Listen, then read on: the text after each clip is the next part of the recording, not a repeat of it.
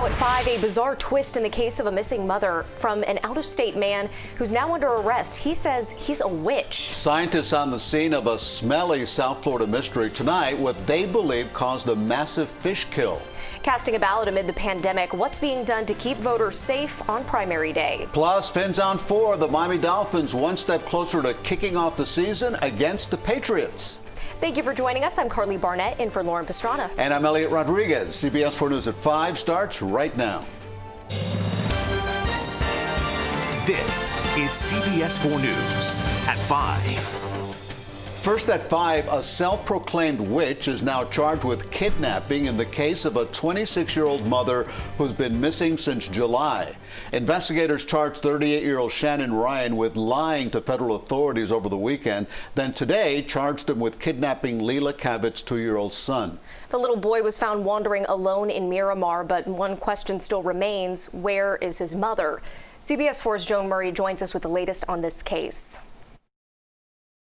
Layla's missing right now. CBS 4 News.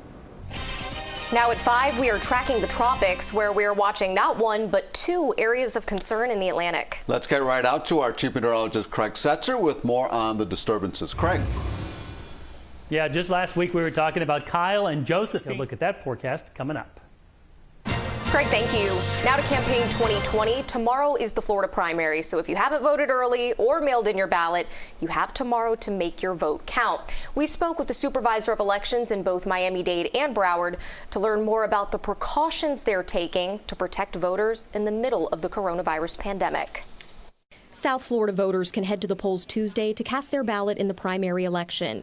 Even in the midst of a pandemic, there seems to be a lot of interest in the contests. Miami-Dade says between early voting and mail-in, they're already beyond voter turnout for previous elections. For us to already have a 20% voter turnout, that shows that there are voters that may not have typically voted in the past in a primary election that have come out. And I think it just shows that people are enthusiastic and they want to take part, and it's great for us. And in Broward, they're also hard at work, canvassing ballots and preparing for Tuesday. I think tomorrow's in-person turnout for Election Day will be lower than usual, but I'm expecting the turnout overall to be a little bit higher than usual, primarily attributable to the local elections that are hotly contested.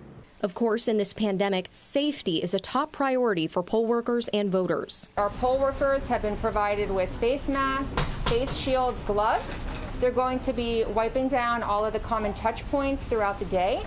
It's also very important that our voters know that a mask is required to enter the polling location. As you're met with poll workers that are masked and gloved, and janitors that clean up behind you when you get done voting, and you don't have to touch anything. You just show your driver's license and it will be scanned by a scanning gun.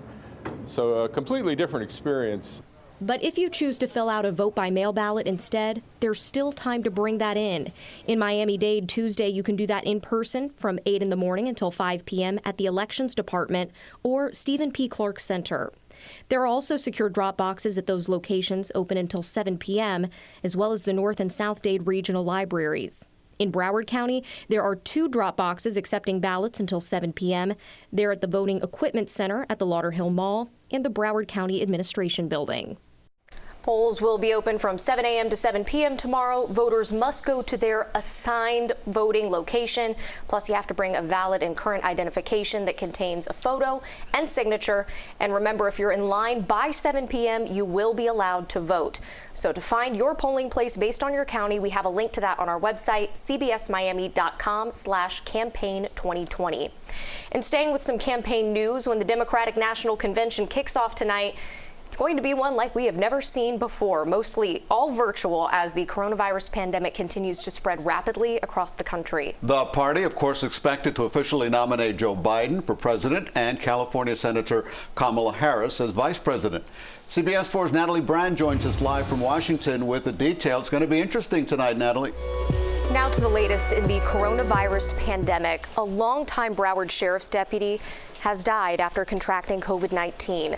Lieutenant Aldemar, or Al Rengifo Jr., was hospitalized for about 3 weeks before passing yesterday morning. The 47-year-old lieutenant was a member of BSO for more than 20 years. He is the second Broward Sheriff's deputy who has died because of COVID-19. And today, the Florida Health Department is reporting more than 2,600 new cases in the state and an additional 87 deaths statewide.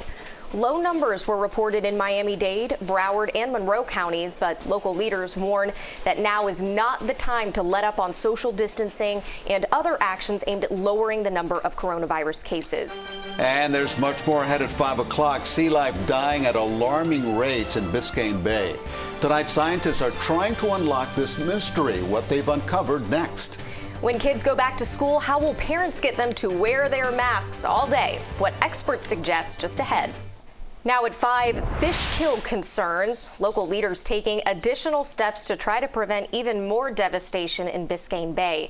The foul-smelling situation has lingered now for days. That's right, and now scientists think they know why this is happening. CBS 4's Ted Scouten joins us from Morningside Park in Miami with what they have found. As aerators pump much-needed oxygen. CBS 4 News. So sad to see this, but apparently this water temperature obviously a result of our heat. Definitely. So CBS 4 Chief Meteorologist Craig Setzer joining us now. Craig, are we going to see any relief from the heat anytime soon? Yeah, October is usually when we talk about relief from the heat. And still ahead at 5, day in and day out, they are exposed to the deadly coronavirus. Tonight, what life is like for nurses on the front lines. The CBS 4 News exclusive at 5:30. Welcome back, and now to a CBS 4 News health alert. The American Academy of Pediatrics is out with some new guidance about face coverings for children. Pediatricians say now is the time to start preparing children for wearing masks all day if they're headed back to the classroom. CBS 4's Michael George has more. Liam and Gavin Cohen spend a couple hours CBS News, New York. Experts say parents should choose a mask that's at least 2 or 3 layers, and adjustable straps are a good way to make sure you get a good fit. Now at 5:30, a CBS 4 News exclusive, a rare look inside a COVID unit at a Jackson Memorial Hospital. Frontline workers there have been battling the pandemic for months. Some haven't even seen their families for weeks at a time. Facing South Florida's Jim DeFeedy spoke directly to those ICU nurses about their struggle. Here's what Jim found. Since the first COVID patients started showing up at Jackson 5 months ago. Time to check out what's trending now. It's 1 for the money, 2 for the show. And 3 to get ready to watch YouTube. Here is Elvis. Love me tender, love me true.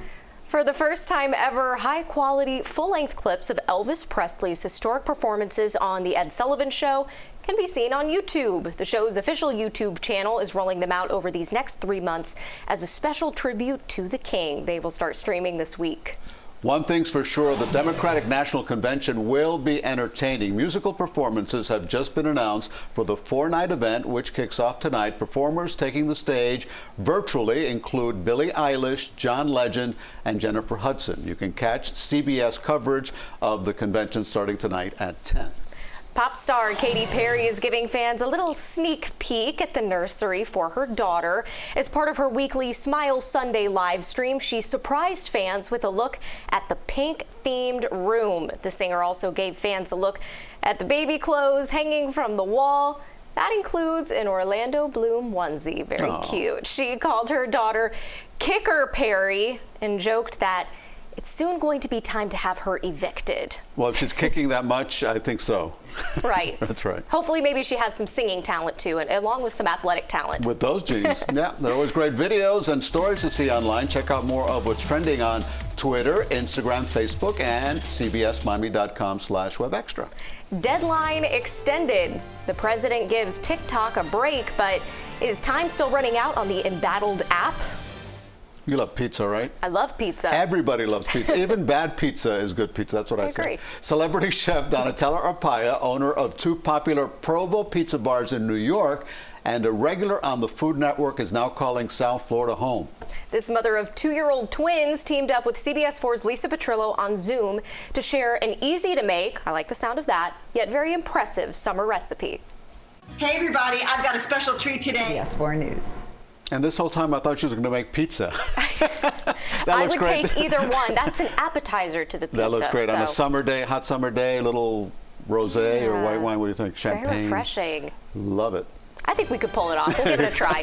That's CBS 4 News at 5:30. Here's what's next on CBS 4 News at 6. As local officials address fish kill concerns in Biscayne Bay, we're speaking with experts who think they know why this happened. Kidnapping charges filed against a man in the case of a mother who disappeared in Broward, but he's not charged with her kidnapping. And before you head to the polls tomorrow, we take a closer look at the big primary showdown in Miami-Dade County. CBS 4 News at 6 starts right now. This is CBS 4 News at 6. Now at 6, fish kill concerns in Biscayne Bay have local officials jumping into action after the fact. And tonight, we may have some answers about what caused this. Good evening, I'm Elliot Rodriguez. And I'm Carly Barnett in for Lauren Pastrana. Tonight, a marine expert is giving us some insight about what might be behind this massive fish kill. CBS 4's Ted Scouten reports from Miami. As aerators pump much-needed oxygen. Now we are tracking the tropics. There are 2 tropical disturbances with the potential to develop further. One is nearing the Caribbean, the other in the eastern Atlantic. CBS 4 Chief Meteorologist Craig Setzer joins us now to remind us we are right in the thick of hurricane season. That is right, guys. Craig, thanks a lot. Now to Campaign 2020, a mostly virtual Democratic National Convention kicks off today. The party is expected to nominate Joe Biden for president and California Senator Kamala Harris as vice president. CBS 4's Natalie Brand joins us live now from the nation's capital. Natalie. Good evening, Elliot and Carly. We've learned Vice President Pence is expected to be in Miami on Friday. Carly. Natalie Brand reporting. Thank you. Look for much more tonight on the CBS Evening News with Nora O'Donnell. That's at 6:30, right after CBS 4 News at 6. Well, tomorrow is primary day here with polls open from 7 in the morning to 7 at night. Election officials in Miami-Dade and Broward say they will be ready, and voter safety is a top priority. Our poll workers have been provided with face masks, face shields, gloves. They're going to be wiping down all of the common touch points throughout the day. It's also very important that our voters know that a mask is required to enter the polling location. You're met with poll workers that are masked and gloved, and janitors that clean up behind you when you get done voting, and you don't have to touch anything. In Miami-Dade, the volume of mail-in ballots has been higher than for the 2016 primary. That's the same in Broward. So if you haven't sent in your mail-in ballot yet, you can still drop that off tomorrow at secure boxes outside of polling places. Now to the latest coronavirus numbers reported by the Florida Department of Health. Since yesterday, more than 2,600 new cases were reported in the state. There are an additional 87 deaths reported in Florida. In Miami-Dade County, there were 719 new cases and 24 new deaths reported. In Broward, there are 379 new cases and 33 new deaths reported. Monroe County reports 10 new cases and no new deaths. And here are the local day-to-day positivity rates. According to the Florida Department of Health, in Miami-Dade County, it's 12.3% with a slightly higher 14-day average. In Broward, the positivity rate has been below 10% for 13 of the last 14 days, and the 14-day average is now below 9%. In Monroe County, it's 9.3% with a 14-day average below 10%. Now, 10% is the threshold considered safe for reopening. As Miami-Dade's positivity rate declines slowly, Mayor Carlos Jimenez says he's speaking regularly with members of the White House Coronavirus Task Force about the need for the county to get down to that 5% threshold before more reopenings take place. That's our news for now. The CBS Evening News with Nora O'Donnell is next. And we are back in half an hour with CBS 4 News at 7. We hope to see you then.